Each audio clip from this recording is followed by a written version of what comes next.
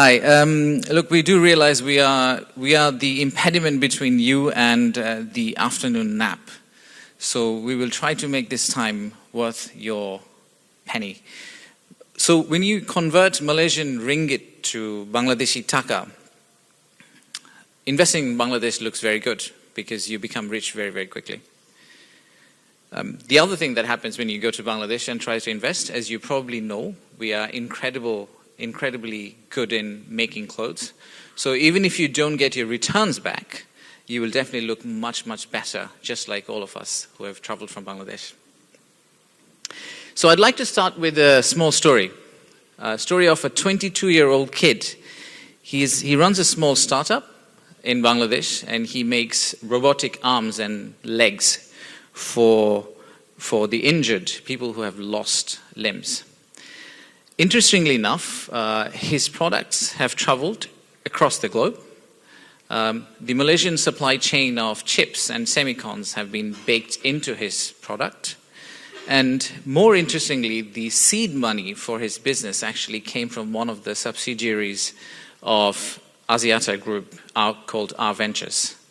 So this is one small example of how Malaysian investment, the Bangladeshi youth got together to do something really good for the society. And this is exactly why we are here and we are excited about the future of our country. We genuinely think that the country is actually at an inflection point. And this slide will give you a sense of why we think the country is at an inflection point. Around 1990s, the indicators that Malaysia had are precisely the indicators that we have today. And the ones that are sitting here from Malaysia, you've all experienced the journey that Malaysia has gone through in the last 30 odd years and has come where it is today. We expect Bangladesh to take the same journey, possibly not in 30, but probably in 15 years, because we'll learn from you. If this doesn't convince you, the other slide that I would like to show is this one. So if you consider the factors of production, when you try to do business, you're looking at land, labor, all these specific factors that drive competitive advantage. If you look at what Malaysia offers today versus what you could get in Bangladesh, you can easily see that there's value in considering, should you produce here and sell here, or should you produce in Bangladesh and sell here? And of course, on top of that, you have nearly half the size of Malaysian geographic territory, but nearly 6 times the population of this country caged in a small piece of land. That's your big consumer market. Actually, I don't know if you know the statistics that by 2030, the consumer market in Bangladesh is going to be the 8th largest in the world, even larger than the UK economy. As you can also see, we've done our own research. We've looked at our peer markets, our competitors, and we genuinely believe that we are at an advantage in becoming one of the factories of the globe and be able to serve to the rest of the region by producing in Bangladesh and getting it out of the country.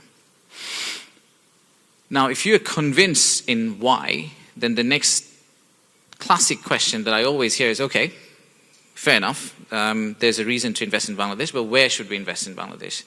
We've done our research for that. We've made your life slightly easier by doing that.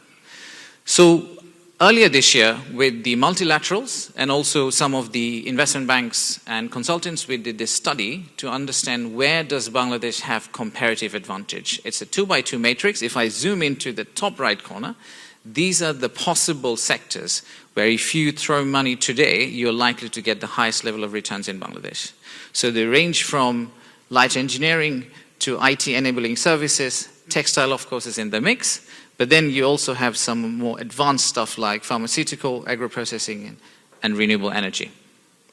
I'll give you a flavor of one of them. So let's look at our favorite topic, renewables.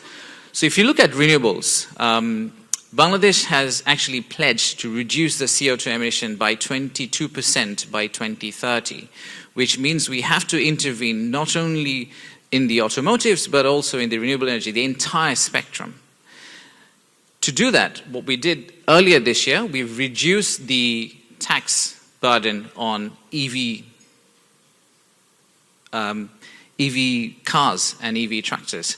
So especially if you produce in Bangladesh, then the rates are significantly lower than the conventional vehicles and significantly lower than importing. So that's a hint. At the same time, if you go to the right-hand side, so you see that obviously 200 million people create a lot of waste, and therefore there's a huge opportunity for waste to energy type of recycling, power generation. The same applies for solar. We do have our honorable energy advisor here, so please feel free to exchange cards and bombard him with your pitch. We've done significant policy adjustments in recent times in terms of tariff and non-tariff barriers, tax reductions and non-fiscal incentives to make sure that landing in Bangladesh for a specific industry or sector is far more convenient than most of the other markets. The other cross-cutting example that I would really like to cover is probably the halal industry. Now, this is a statistics that most of the people actually don't know. So the conventional agricultural growth in our country, agricultural export from our country is actually much faster and higher than most of these halal exporters. But that's conventional. Only about 100 companies in Bangladesh have currently a halal certification from JAKIM. But imagine if this 100 had another zero beside it. Imagine if we could create a dedicated halal economic zone, which we actually talked about this morning with your Honorable Prime Minister. So as these interventions come into play, we honestly think that there's huge opportunity for Malaysian halal businesses to move from here back to Dhaka, back to Bangladesh, potentially serve the Bangladeshi Muslim market, serve back the Malaysian Muslim market, and possibly serve the global halal market. So these are some of the examples that we wanted to show you. If you are convinced that, yes, the why checks out, the where checks out, then the next question is, how would you invest? There are obviously three major tracks through which you can invest. The first one is the classic one, the greenfield, but we also have this option, which I think has worked very well for a lot of international companies who have walked into Bangladesh to come in to Bangladesh through a joint venture. We do have quite a few Bangladeshi businesses who have traveled with us to join this seminar. So if I could kindly request them to stand up and show their hands so that after the seminar we could have everyone just network. The traveling Bangladeshi businesses from Dhaka? Thank you. Thank you. So please feel free to socialize with them, and maybe this is the right track. And then finally, the third track I would really like to focus on is state-owned entities. Over time, Bangladesh has liberalized a lot. So the theme for the current government and potentially the governments to come is that government doesn't need to be in the business of doing business. That needs to be given away to private sector. So a lot of state-owned entities we're now trying to actually monetize and allow private sector to come in. So there is a portfolio of state-owned entities that you can also look at, and please feel free to get in touch with us to talk about them. Timing-wise, we also believe this is the right time. The reason we believe this is the right time is because the inflations have started to go down. The exchange rate has remained very stable for about 12 months now. And at the same time, we have seen massive uptick in export out of Bangladesh, and a lot of which is because of the policy interventions and the logistic network improvement that we have experienced in the last few months. We do intend to, in the next 5 years, almost quadruple our port capacity, which then would make this number look like a small number. And if you do invest in Bangladesh, the other small table that I'm very proud of is this table. It is not a short game. You're not going to go in like a gambler and throw money in Bangladesh and get out next day. That actually doesn't give you a lot of return. But if you stick around, it is statistically proven that Bangladesh does give you a much higher return on equity relative to most of these companies' global business.